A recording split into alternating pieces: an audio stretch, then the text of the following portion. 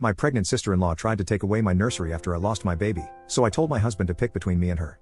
See, I know the title sounds wrong, but please hear me out.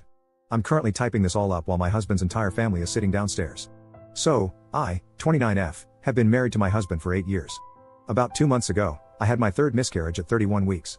I won't be talking about it because it makes me feel so depressed, but you'll need to remember this. About 4 months ago, my sister-in-law, 20F, came crying at our doorstep, telling us she's pregnant and her boyfriend didn't want anything to do with the pregnancy, and she had nowhere to go. My husband and I openly took her in, welcoming her into our home with open arms. For the first few weeks, it was really hard for her, understandably. I sat with her for hours, holding her when she cried, binging our favorite TV shows, eating so much ice cream we quite literally fell into a coma. It was really bonding for us, so I thought. Here's where it starts going downhill. I take pride in my neat, clean home.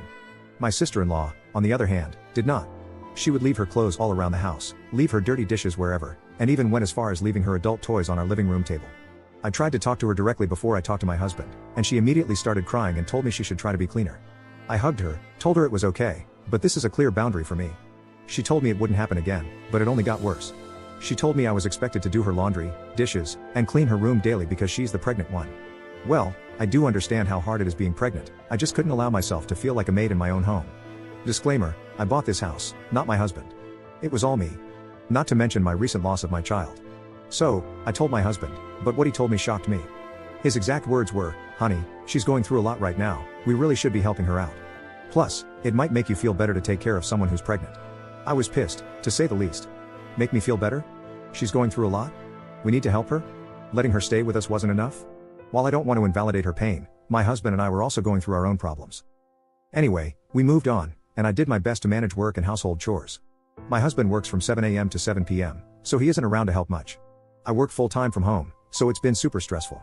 When I try to ask for help from my sister-in-law, she always makes an excuse, even if she's just watching TV. The one thing that pushed me over the edge was when I went out to buy the one food that I have actually enjoyed eating after my miscarriage. I wrote my name on it and directly asked my sister-in-law not to eat it.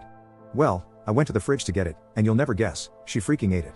Now, you may think, it's just food, no biggie. I buy all the groceries, basically pay all the bills. I don't mind people having some of my food, but the one thing I ask not to be touched gets touched. I told my husband, and of course, he rubbed it in my face that she's pregnant, I need to be less selfish, and life is about sacrifices. I was so upset, I told him I felt like him and her were the horrible roommates people talk about on Reddit. He didn't take that well, lol. Which leads us to my title. My sister-in-law planned a random baby shower party thing at my house. Personally, I didn't know if I could even be home when this was happening.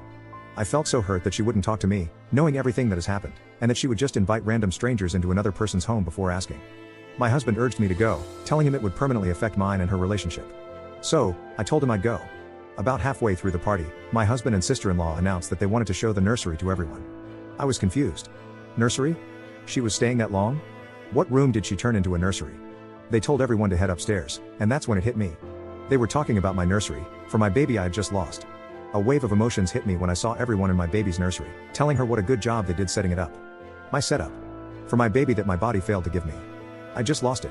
I started sobbing, then that sadness turned into pure rage.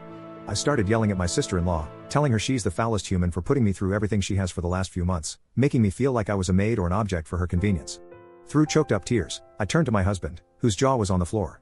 I turned my head to see his entire family just staring at me. I lost it again, yelling. I looked at my sister-in-law, telling her how dare she use my nursery for my baby, how dare she think she has the right. What she told me made me fall to my knees sobbing.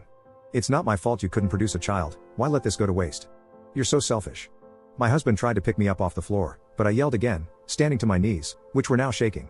I told him, pick. A dumbfounded look on his face, I yelled again, pick, me or her. He couldn't even muster up anything to say. I just looked at him, pure betrayal. I pushed past the crowd of family and ran to my bedroom and locked the door. Even if no one sees this, at least it's helped me let these emotions out. Update 1. I'm not quite sure if this is the proper way to do an update, but hopefully, everyone can see it. First, I just want to address a few comments. I know I had a stillborn. The only reason I say miscarriage is because that is what my obstetrician told me was happening. Second, some people have been saying this story is fake because of the way I described the argument. Falling to my knees, pure betrayal, etc. I can assure you it is not. I cannot make anyone believe me, but this is my life, so you can either think it's fake or not. After posting my story on Reddit, I sat on my bed, wiping my tears and telling myself I will not take this disrespect. I walked downstairs, shutting my nursery door on the way. I was greeted with everyone comforting my sister-in-law. I kindly asked everyone, besides my sister-in-law and husband, to respectfully get the heck out of my house. After all the dirty looks and shaming, it was just my husband, sister-in-law, and myself. They sat themselves on the couch, not saying anything. I sat with them.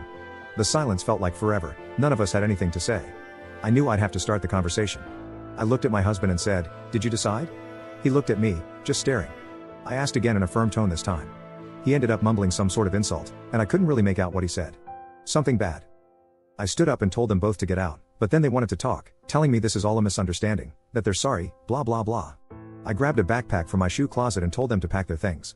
My sister-in-law told me I couldn't just make her leave, and I was a horrible person. I laughed in her face and told her this is my house, and I can do whatever I want. My husband stood next to me and told her it was only for a little while. I turned to him and said, "Oh, you too, get out." He got all mad and told me we were a married couple, and that this isn't how marriage works. I told him, "No, it is not. Marriage is where two people support each other, not treat their wife like crap."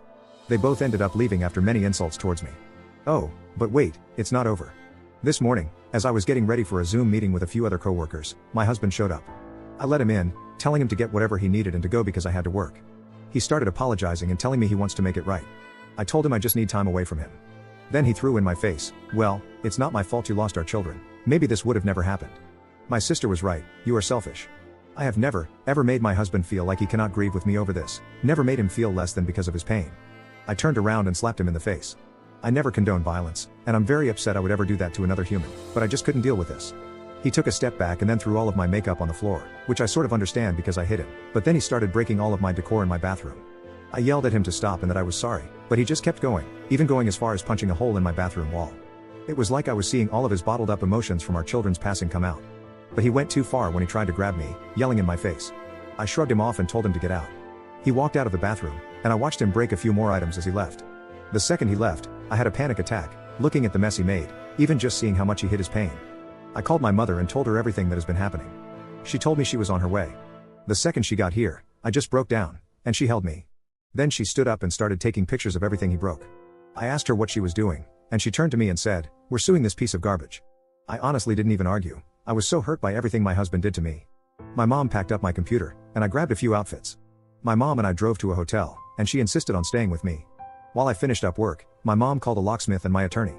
I will be divorcing him as well. So, there it is, here's the update everyone has been waiting for. I feel guilty for just giving up on my husband and 8 years of our marriage, but it's time for a divorce. I can't live like this, and neither can my husband. I wish I could say we moved on, forgave each other, and I got to see my sister-in-law have her baby. But that's not reality. If anything else happens, I will let you all know. Thank you, guys, for the support and help with this situation.